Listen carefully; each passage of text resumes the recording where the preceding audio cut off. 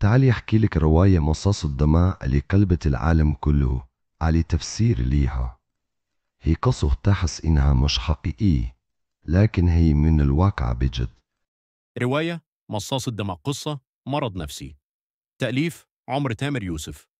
مضمون القصة يتناول موضوع القصة عن شاب اسمه خالد بيعيش لوحده بعد وفاة أمه. بيبدأ يحس إن جسمه بيضعف ودمه بينشف.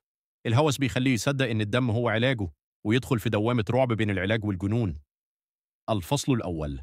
بداية العطش. الساعة كانت 2 بعد نص الليل، والدنيا ساكتة تماما في شارع ضلمة في شبرا. في الدور الرابع، شقة رقم 14. خالد قاعد لوحده قدام المراية، عينه حمرة وباله مش هنا. بيهمس لنفسه: الناس فاكرين مجنون، بس أنا عارف جسمي محتاج إيه. خالد كان شاب عنده 29 سنة، اتخرج من كلية تجارة، وكان شغال في مكتبة صغيرة. بعد وفاة أمه كل حاجة جواه اتكسرت. بقى صامت طول الوقت، ووشه دايما شاحب كأنه مريض. الدكاترة قالوا عنده أنيميا شديدة، لكن العجيب إن العلاجات ما كانتش بتأثر فيه خالص. لحد ما في يوم، وهو بيحلق بيعور صباعه بالموس بالغلط، شاف نقطة دم بتنزل على الأرض. وقف يتأملها كأنها حاجة غالية. قرب منها ولمسها، وبعد ثواني حط صباعه على لسانه. الطعم مر، لكن جواه حاجة اتفتحت. حس بدفى غريب، راحة، كأنه جسمه بيرجع له النفس اللي كان ناقصه. ومن هنا بدأت الحكاية. الفصل الثاني. التجربة الأولى. خالد بقى بيحس إن كل يوم جسمه بيضعف أكتر، لحد ما قرر يجرب حاجة صغيرة. جاب فرخة من السوق وذبحها بإيده، وساب الدم ينزل في طبق معدن. كان بيبص عليه وهو بيتنفس بسرعة، قلبه بيدق جامد. وبعدين شرب. ما كانش فاهم هو بيعمل كده ليه، بس بعدها بساعات حس بنشاط غريب. وشه رجع فيه لون، صوته بقى قوي، حتى نفسه بقى ثابت. ومن اليوم ده بقى بيكررها كل كام يوم، في الأول بالحيوانات، وبعدين بدأ دماغه تروح بعيد. في يوم جاره عم سيد قابله في السلم وقال له: مالك يا خالد، وشك مرهق كده ليه؟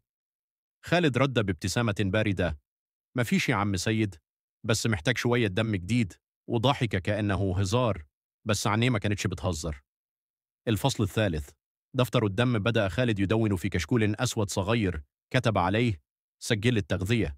جواه كان بيكتب التاريخ ونوع الحيوان وكمية الدم اللي خدها. كان بيحسب كل حاجة بدقة، كأنه دكتور لنفسه. وفي كل مرة يشرب فيها بيكتب ملاحظات زي: اليوم حسيت بدفى في جسمي، نبضي رجع طبيعي. من غير الدم بحس بصداع وعيوني بتحرقني.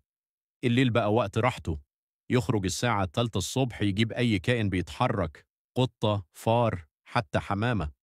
الناس بدأت تلاحظ إنه بقى بيكلم نفسه في الشارع. العيال الصغيرة بقت تسميه خالد المجنون بتاع السطح. وفي مرة واحدة خالد بطل يقدر ينام. كل ما يقفل عينه يحلم بوشه متغطي بالدم. كان بيصحى عرقان وبيجري على المراية، يبص في نفسه ويقول: أنا مش مريض، أنا محتاج على أجل الفصل الرابع، ريحة الموت. العمارة كلها بدأت تشم ريحة غريبة طالعة من شقته، ريحة دم مختلط بريحة لحم بايت. الست أم منى قالت لجارتها: يا بنتي ده ريحة مقابر طالعة من فوق، بلغي البوليس. بس لما البوليس جه، خالد فتح الباب مبتسم، وشقته نظيفة جدا. مفيش أي دليل. بس بعد ما مشوا، دخل أوضته وفتح الدولاب. جواه 5 زجاجات مليانة دم متجمد، والدم ده مش دم حيوانات، ده دم بشري. الفصل الخامس. نهاية ليل الخميس، الكهرباء قطعت في العمارة كلها. الناس سمعت صوت حاجة بتتكسر في شقة خالد، وبعدها صرخة واحدة قوية جدا، وبعدين سكون تام. الشرطة دخلت تاني يوم الصبح، لقوه نايم على الأرض ميت، حواليه دايرة من الدم، وإيده ماسكة كوباية فاضية. على الحيطة مكتوب بخط بإيده: أنا كنت بعالج نفسي، مش مجرم. ولقوا واحد مقتول في الأوضة والدم مغطي المكان، وواحده مقتوله في الحمام، والصدم إنها الست أم مني وكأنه بيعاقبها عشان بلغت البوليس. تقرير الطب الشرعي قال إنه مات بسبب نقص حاد في الدم، كأنه نزف بس مفيش جرح واضح. والأغرب إن في جسمه لقوا آثار دم مش من فصيلة دمه. وكمان لقوا خربيشة على الشباك كأنها من ذئب. ومن يومها أي حد يسكن الشقة يقول نفس الجملة: بالليل بحس كأن في حد بيتنفس ورايا، بيتنفس بهدوء وبيهمس: محتاج نقطة دم. وهكذا انتهت حكاية خالد، شاب كان بيدور على علاج، فابتلعته ظلمة عقله. ما كانش مصاص دماء حقيقي، لكن كان إنسان فقد نفسه وهو بيحاول ينقذها. وسابت حكايته سؤال واحد بيطارد كل اللي سمعها: هو الجنون ولا الوحدة؟ مين فيهم اللي بيشرب دم الإنسان الأول؟